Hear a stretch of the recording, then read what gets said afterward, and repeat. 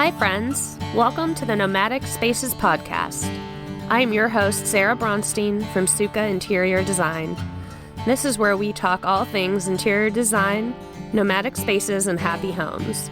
You'll learn interior design strategies to successfully transform your home into a beautiful and functional space that supports your unique lifestyle.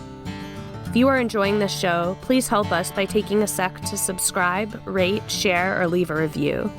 Thank you for your support and for listening. Now, let's get into today's show.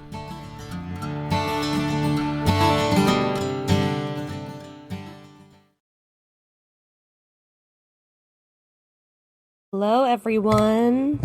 Welcome to today's episode, which is called Exploring Tiny House Living: Legal Parking Options for Tiny Homes. Tiny houses have been gaining significant popularity in recent years as they offer a minimalist and eco-friendly lifestyle for those looking to downsize and embrace a simpler way of life. If you're considering joining the tiny house movement, you might be wondering about the legalities and available options for parking your tiny abode. In fact, this is one of the most frequently asked questions from prospective tiny dwellers. This is a loaded topic and really varies depending on where you are and the local zoning restrictions. In this episode, I'll explore some of the common general restrictions to look out for no matter where you are, and share some legal parking options near Asheville, North Carolina, where you can make your tiny house dreams reality. Couple common tiny house parking restrictions to look out for no matter where you are looking. 1. Local zoning. Most local municipalities have zoning and building codes that may restrict the size and type of construction and also restrict land usage. HOAs.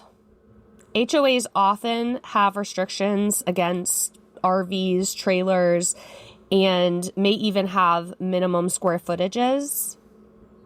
Deed restrictions. While this is less common, it is always possible that somewhere down the line, somebody incorporated restrictions into the deed itself that may limit the use of the land or what you're able to park or build on it. Now, moving into places to park your tiny home. The first one is RV parks and campgrounds. These are some of the most accessible and popular options for legally parking a tiny house. These establishments often offer short-term and long-term parking spaces for tiny houses on wheels, especially those living in RVs, travel trailers, vans, schoolies, and buses. If you are in a proper tiny house, you'll want to call ahead to make sure your rig would be allowed. While regulations vary among different parks, many are also accustomed to accommodating tiny houses. This seems to be becoming more and more likely as they gain popularity, and they have designated spaces with necessary hookups for electricity, water, and sewage. Number 2, private land and rentals. Another viable option for parking your tiny house is by purchasing land or securing a private land lease or renting a spot on someone's property. There are landowners, especially in the Asheville area, who are open to leasing a portion of their land to tiny house owners, providing an opportunity to establish a semi-permanent or permanent residence. There are websites like Tiny House Hosting and Try It Tiny that can help connect tiny house owners with landowners willing to rent out their property. And I've also been seeing increasing numbers of tiny house parking opportunities posted on Facebook Marketplace and Craigslist, so you might want to keep an eye out there as well. Please do be safety conscious when you're using these types of online forums. Number 3 is ADUs and backyard cottages.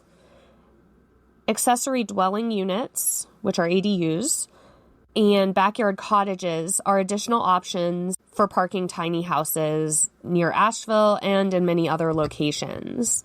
Some homeowners may be open to renting out their backyard or allowing the placement of a tiny house as an ADU. However, it is crucial to review local zoning and building regulations, as well as any homeowner association rules to ensure compliance and legal authorization. Number 4, tiny house communities. Tiny house communities have been emerging more and more as an alternative housing option. These are great because they really foster a sense of community and share values among like-minded individuals.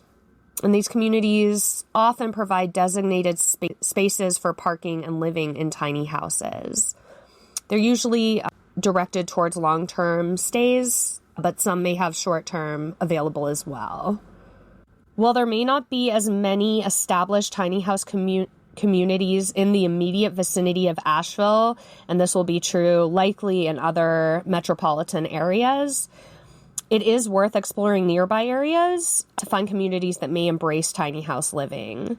For example, both within an hour of Asheville, there is a tiny house community called The Village by Simple Life in Flat Rock, North Carolina, and a Connie Bell near Hendersonville, North Carolina.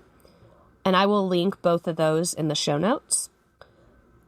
Number 5 is tiny house friendly county and towns.